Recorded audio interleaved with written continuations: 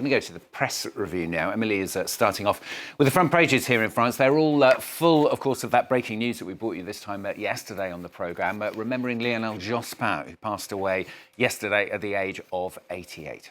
Yes, most French papers dedicating a number of pages to Lionel Jospin. Let's have a look at the front page of Libération today. This is their front page. Libération remembers him as the incarnation of seriousness in politics. He was a bastion of the French left and held many political offices. He was the first secretary of the Socialist Party, a minister under François Mitterrand, and he's also considered the architect of the Red, Pink and Green coalition of left-wing parties which ruled France between 1997 and 2002, during which time he was Prime Minister of that cohabitation government under Jacques Chirac. In Switzerland, the Geneva-based paper Le Temps also dedicating their front page to Lionel Jospin this morning. It calls him a figure of the all-powerful Socialist Party and the man who dreamed of being president. He ran twice, of course, for the presidency, but both times he was unsuccessful. The paper also discusses what it calls some of his most iconic achievements, like the 35-hour work week,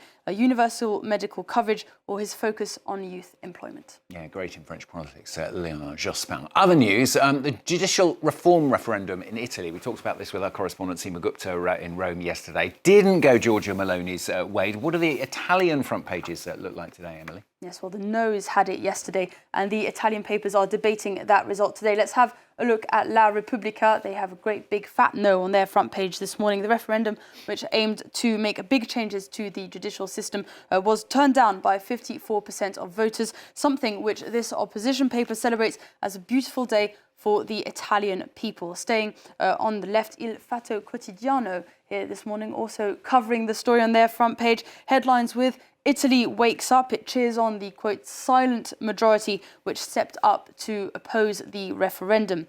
Domani, meanwhile, headlines here with an Italian miracle. It says the result puts an end to Meloni's illusion of invincibility.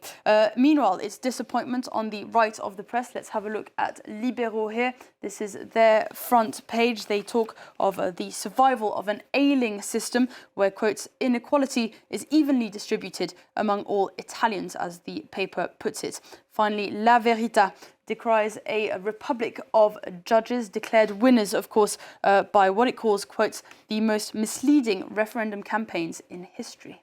More voting now, but this is in Hungary. Things really heating up in the run-up to the elections there. What do you have for us? Yes, well, of course, Viktor Orban's future hangs in the balance ahead of those elections on the 12th of April. But Financial Times is offering us an investigation here on 13 of the associates of the Hungarian Prime Minister and how they reportedly fraudulently obtained huge government contracts since he came to power in 2010.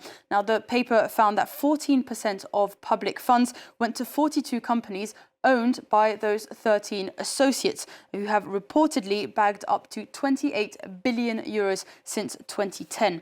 Now, according to the Wall Street Journal, though, these investigations are the least of Orban's worries here as the Prime Minister tries to battle with voter discontent and economic problems. I quote, Hungarians feel poorer than other Europeans. Many believe their leaders are using political power for personal gain. It also notes that Hungary has been ranked the most corrupt country in the EU for the past 4 years. And a lot of coverage, of course, of those elections as we continue to build towards them in a few weeks' time here on France 24. Finally, from Emily, she's got some climate news for us, haven't you? Yes, well, the United Nations World Meteorological Organization has released their latest report, the State of the Climate report. And as you might imagine, it's not very good news, bad news. In fact, the past 11 years have been the hottest on record.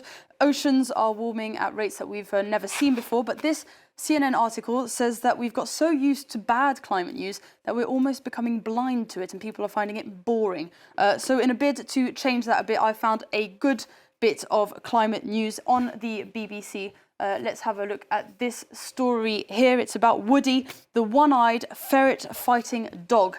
Now, Woody lost his eye when he ran into a thorny bush, but that hasn't stopped him on his mission to protect the endangered birds of Rathlin Island off the coast of Northern Ireland, where colonies of Seabirds were under attack by violent ferrets, which would prey on nests and young birds. And ferrets apparently would sometimes kill up to 30 puffins in around 48 hours, and sending the populations plummeting. But Woody, the conservation dog, came to the rescue, helping to sniff out the last remaining ferrets on the island, which has been ferret-free now since 2023, apparently. So definitely one of the goodest of boys, yes. Ferret-free. Not so good if you're a ferret, of course. Not so good if you're a ferret. No, exactly. But very good for puffins and very good for Woody as well. One dog to Woody, the wonder dog there.